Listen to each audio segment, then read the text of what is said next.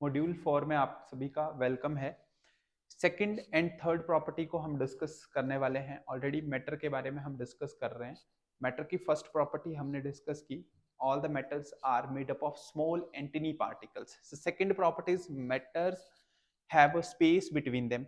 Matter जो हैं उनके बीच में क्या होता है, स्पेस होता है। And particles of matter are continuously moving. जो भी पार्टिकल्स हैं किसी मैटर के अंदर वो कॉन्टिन्यूसली क्या करते रहते हैं, मूव करते रहते हैं। Basically these are the properties and also you can write on the characteristics of the matter. ठीक है, जब आपको क्वेश्चन आता है कि write any 3 characteristics, so you can note these characteristics or properties of matter.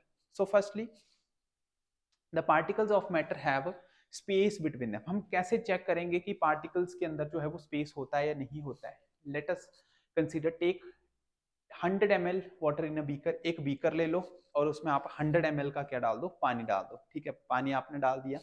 Next है, now mark the level of water. जहां तक आपने पानी डाला वहां तक आपने मार्किंग कर दी।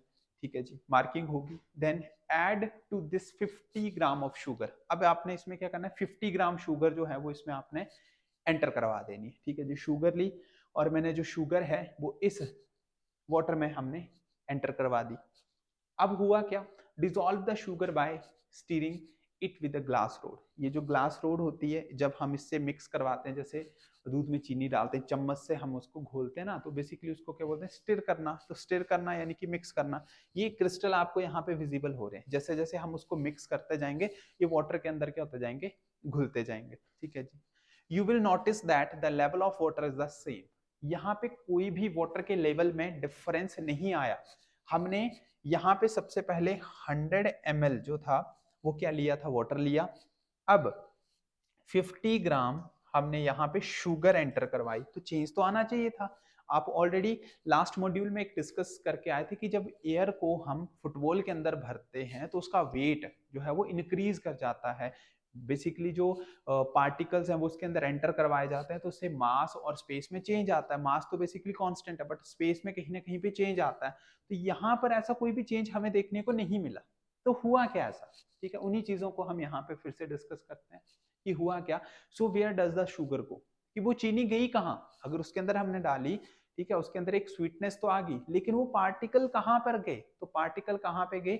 Sugar particle get into the space between the particle of water. जो वाटर यहाँ पे एंटर करवाया गया था उसके अंदर क्या होता है, उसके अंदर स्पेस होता है।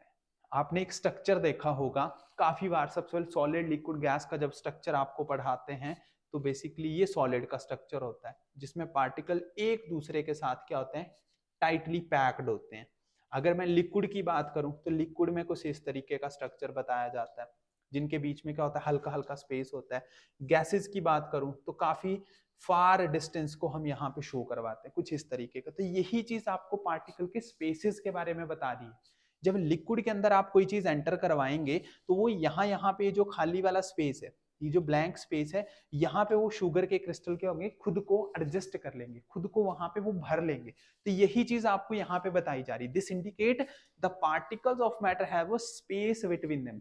यानी कि ये वाला जो आपका मेथड है, ये जो हमने यहाँ पे एक एक्सपेरिमेंट किया कि एक वाटर के अंदर हम क्या डाल रहे हैं, वाटर के अंदर हम शुगर डाल रहे हैं या नमक डाल रहे हैं, तो वो क्या करेगा, अपने अंदर उसको क्या कर लेगा, डिसॉल्व कर लेगा। तो दैट मीन्स उसके अंदर कोई ना कोई स्पेस है, तो वो स्पेस में धीरे धीरे क्या हो रहे हैं, खुद को एडजस्ट कर रहे हैं। तो that is the answer. This is the second property of matter, the particles of matter have a space between them.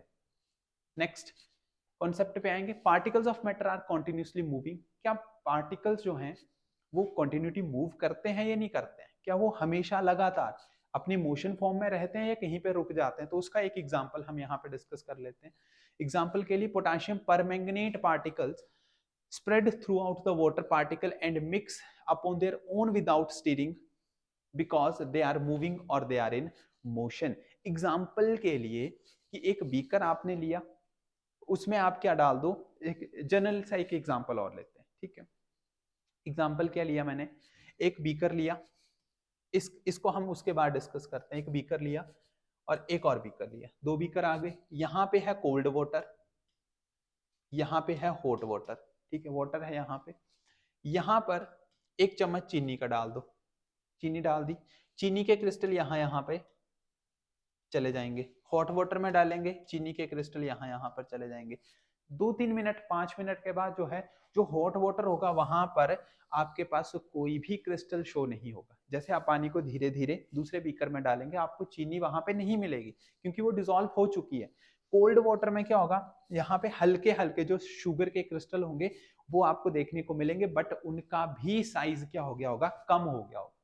तो साइज कम कैसे हुआ, यही चीज आपको यहाँ पे बताई जा रही है कि ये पार्टिकल्स जो हैं वो अपने आसपास क्या करते हैं, मोशन में रहते हैं, और उसी मोशन की वजह से दूसरे पार्टिकल को अपने अंदर एडजस्ट करवा लेते हैं।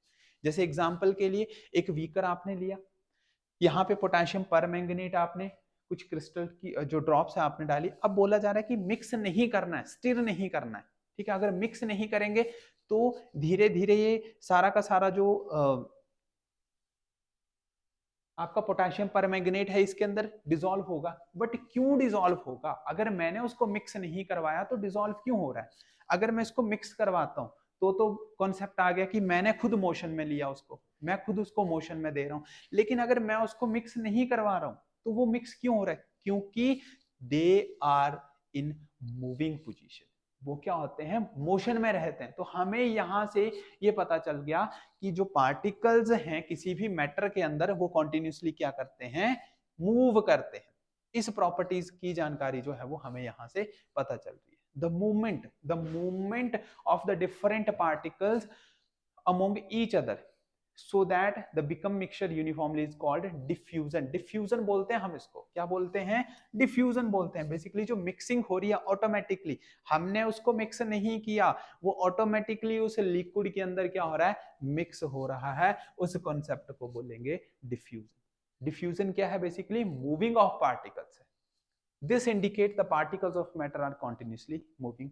ये एक्सपेरिमेंट आपको ये शो करवा रहा है कि जो पार्टिकल्स हैं वो क्या करते हैं, हमेशा मूव करते रहते हैं किसी भी मैटर के अंदर। तो ये प्रॉपर्टीज हैं जो कि आपको आपके एग्जाम पॉइंट ऑफ व्यू से लर्न होनी चाहिए।